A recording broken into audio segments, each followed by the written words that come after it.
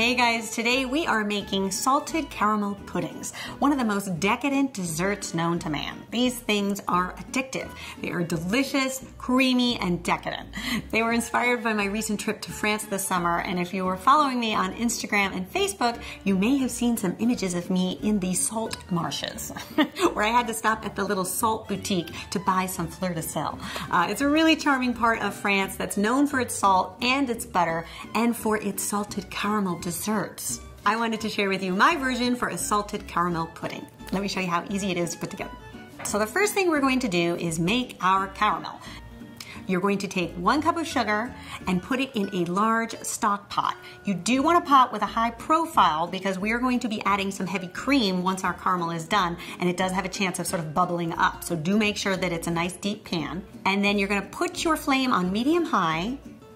And at this point, it's gonna look like it's not doing anything, and you're gonna get antsy, and you might tend to walk away. Do not do that, because this can burn very, very quickly, and there's nothing worse than the smell of burnt caramel.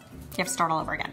But you'll be encouraged once you see your sugar start to melt along the side of the pan. It'll become clear, and then over time, it'll start to develop this really beautiful amber color.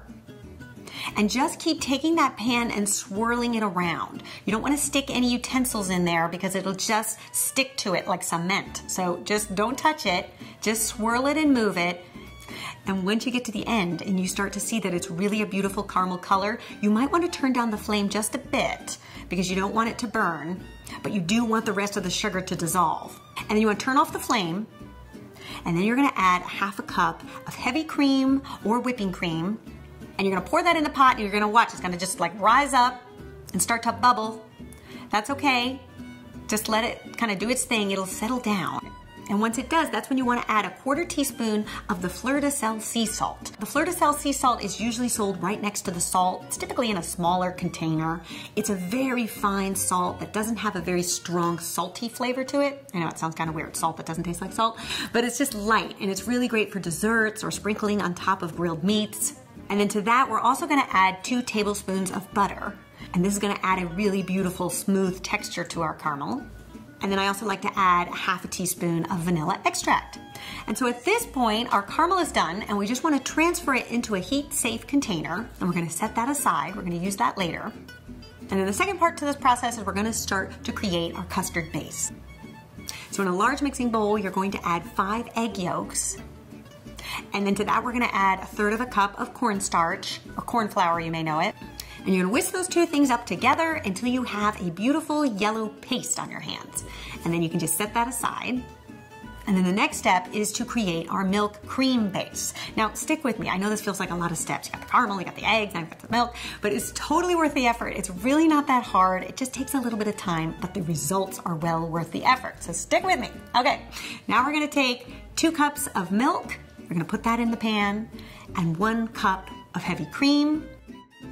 Then you're going to take a vanilla bean, split it down the side, scrape out the seeds, put that in the pot, and then I also like to throw in the pot as well. And then you're gonna simmer this mixture for about 5 minutes, just to allow that vanilla to infuse into the cream mixture. And you'll start to see the seeds kind of boil up to the top. At that point, you wanna take out a sieve and just strain your milk mixture just to catch all of those vanilla pod bits. Then we're gonna take this hot cream milk mixture and we're gonna add just a little bit to the egg paste. And we wanna do that just a little bit so we can whisk it up and temper those eggs. So tempering just basically means wanting to get those eggs up to the same temperature as the milk so that they don't scramble. So once you've kind of got that going, then you can go ahead and slowly add the rest of it. Then we're gonna pour this mixture into our cleaned out pot, and then you're gonna start to whisk it on medium-high. Once you see it start to thicken and it has kind of that pudding consistency but is still pourable, you can turn off your flame and then remove it from the burner because that burner is still hot. And if you keep the pot on there, that custard is going to continue to cook and you'll end up with something that gets too thick. So definitely remove it. And then you wanna add 2 tablespoons of butter and whisk that in. Now at this point, this custard is not gonna taste like much. So don't go in there trying to taste it and be like, ooh, it doesn't taste like much, because it's not sweetened. We have to add our caramel back in. Remember, that is like straight sugar, because that is going to sweeten up this custard and really give it its great flavor. So you're gonna take your caramel, put it into the pudding mixture, and start whisking it. And you'll see it'll start to develop this beautiful sort of butterscotchy hue to it. Then you can pour it into your ramekins or containers. I like to use these little French tumblers because you can see through them, which makes it nice, and it just sort of goes with the French theme.